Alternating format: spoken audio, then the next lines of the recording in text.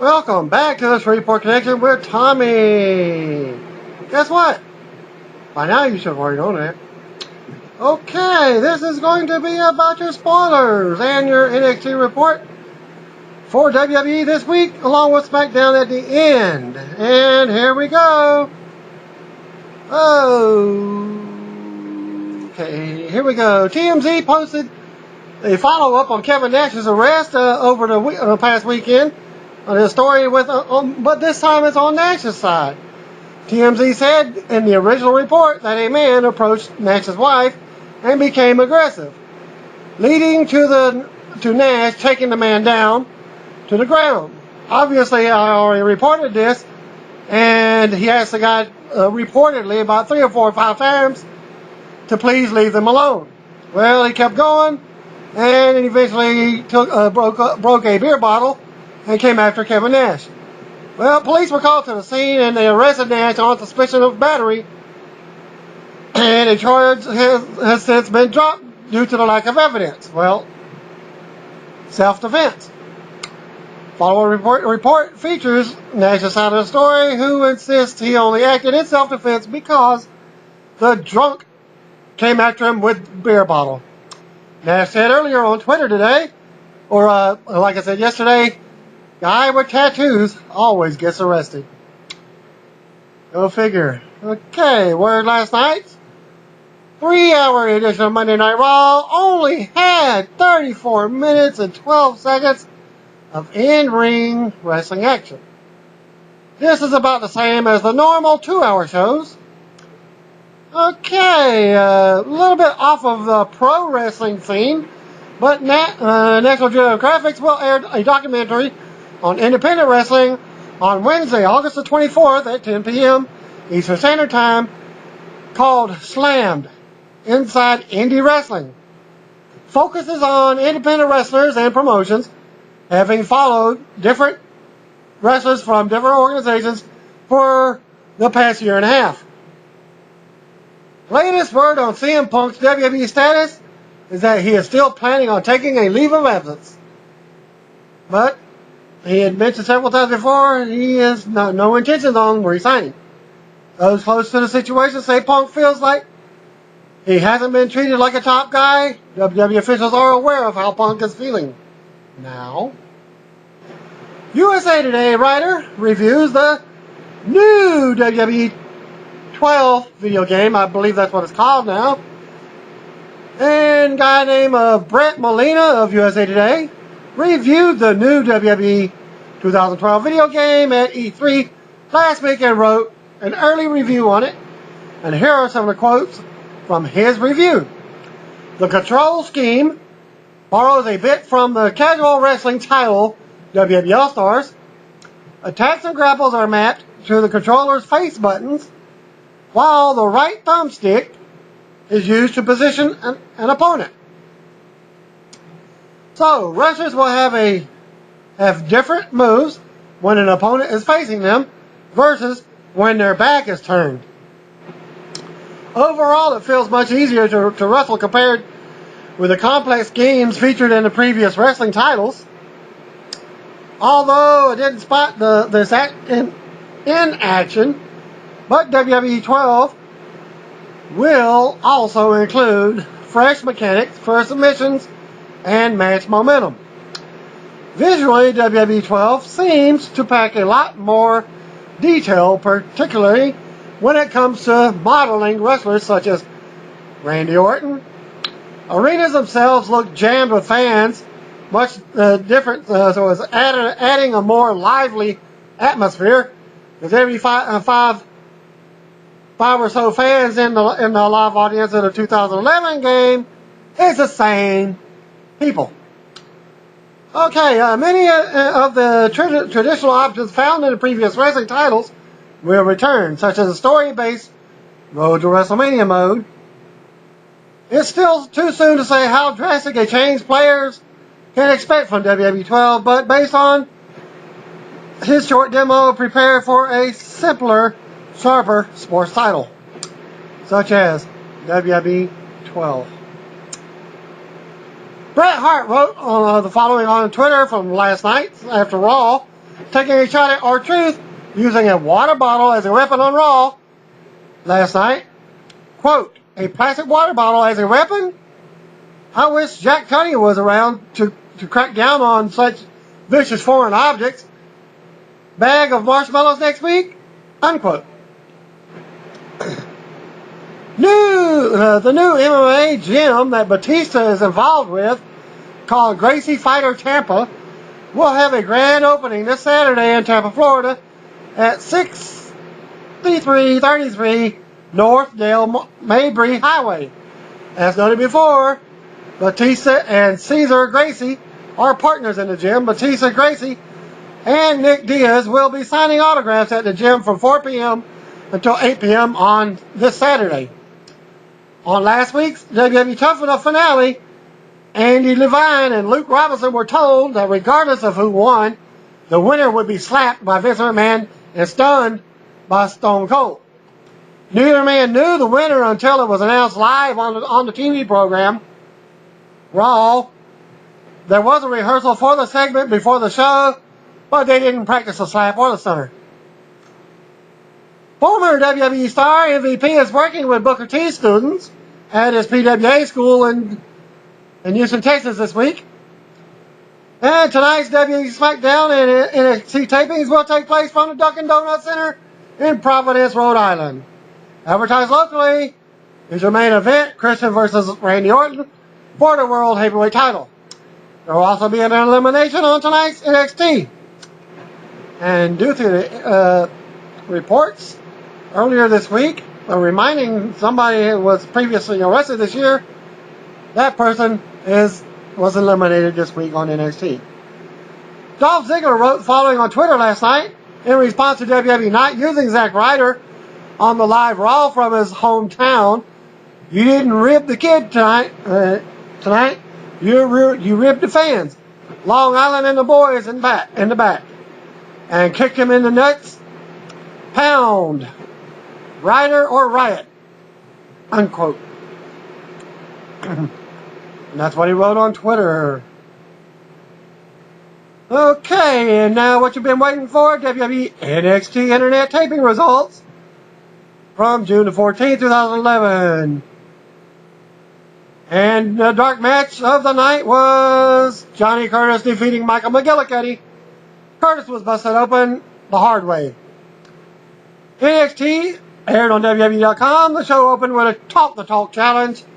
Titus O'Neil picked up the win. Darren Young with Chavo Guerrero defeated Yoshitatsu.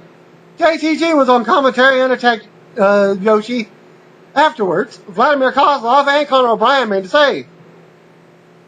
Titus O'Neil defeated Lucky Cannon with Tyson Kidd as his pro. And the elimination is Lucky Cannon. And what you've all been waiting for now, what happened after all last night with Stone Cold and the others. Thanks for the report from Danny Goldstein, attending from Raw's show. Pass along the following report on the post-show highlights.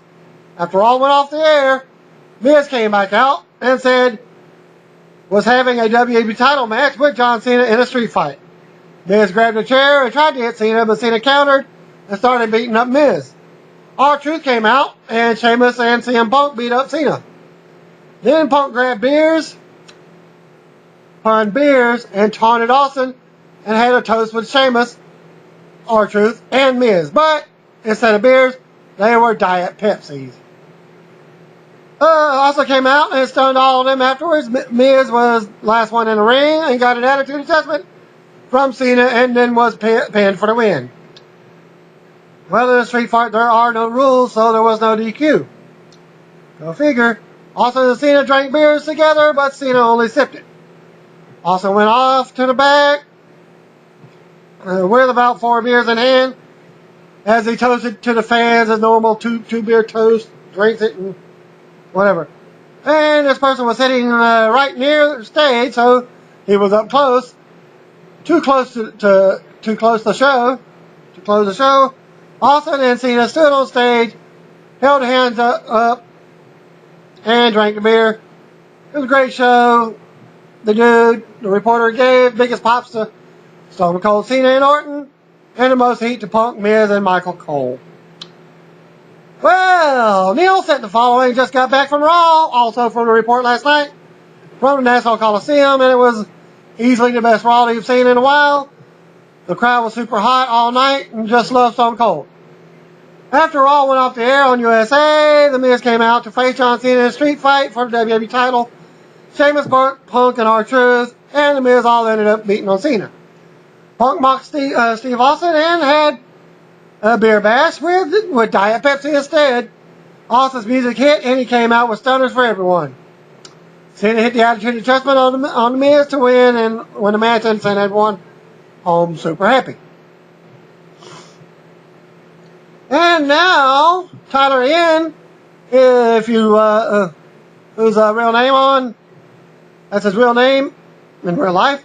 And if you're on the PS3 network, SVR Gamer Kid is at the WWE SmackDown taping and sent the following updates on all of the results from tonight's TV tapings of SmackDown, Internet Superstars, and more.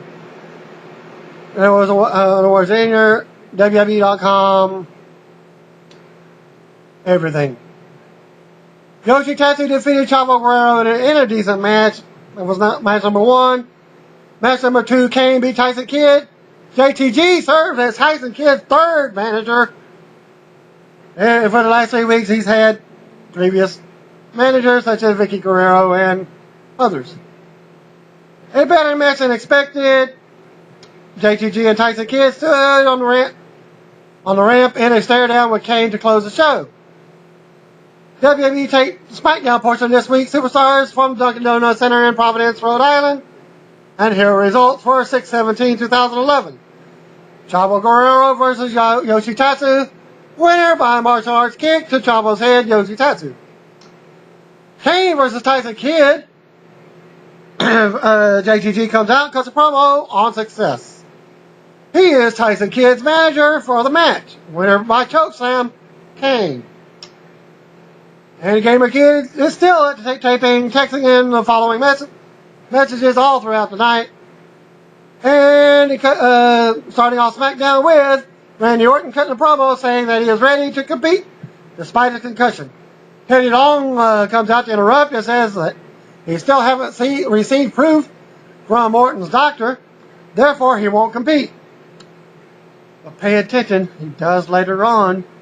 Long said if Orton were to get physical, there would be there would be consequences. Christian comes out, and then Sheamus. Long booked Christian versus Sheamus. If Sheamus wins the match by the stipulation, he earns himself a spot in the title match on this Sunday. Long reminded Orton that there will be consequences if he gets physical. Match number 1, Daniel Bryan, Sin Cara, and Ezekiel Jackson defeated Wade Barrett, Ted DiBiase, they listed Wade Barrett again. It looked like the win wasn't supposed to happen the way it did.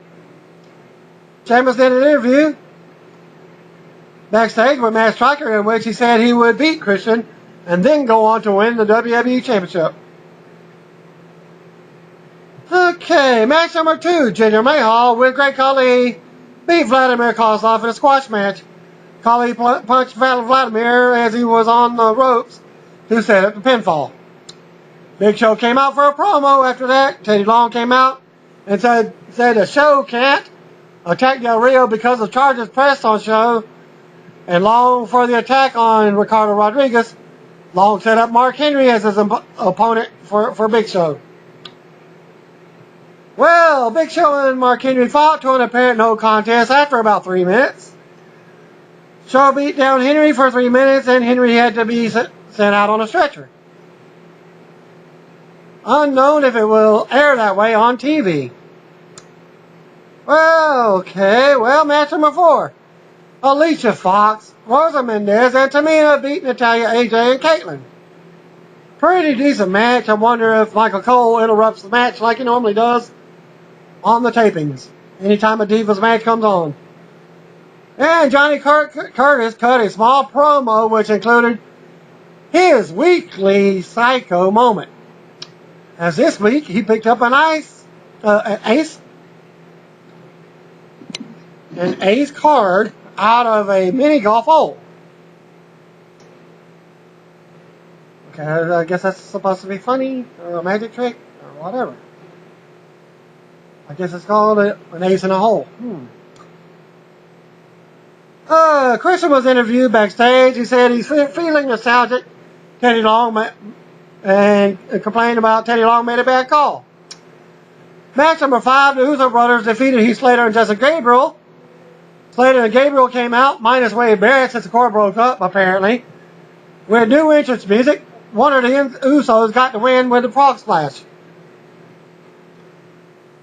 Alberto Del Rio comes out, minus his usual car entrance, and delivers a promo. They showed a video package of his match against Kane from Raw. Del Rio said he's dedicating his win at Capital Punishment to Ricardo Rodriguez. Show came out, but Del Rio ran through the crowd. Show knocked over the announcer's table, threw a chair in the ring, broke the bottom rope, and threw a piece of the railing into a ring post. Now, how can a chair break the bottom rope unless it was staged? So apparently they had to take a long time to repair the rope. Christian defeated Sheamus. In match number 6, Christian kicked Sheamus and got the win to keep the World Heavyweight Championship match at the pay-per-view a singles match. After the match, Orton kicked Sheamus. Orton and Christian stared at each other down to close the show. Well, I guess here's the consequences for him getting involved. After the taping concluded, Cody Rhodes, Ted DiBiase, Wade Barrett, Justin Gabriel, and Heath Slater and Tyson Kidd surrounded the ring to attack Orton. Before the Hills could do anything, Big Show and Ezekiel Jackson come out to help Orton clean house. Orton and Jackson left. Show stuck around for pictures with the fans. And that ends your WWE for this week. Thanks for reviewing, and stay tuned for Impact for next week.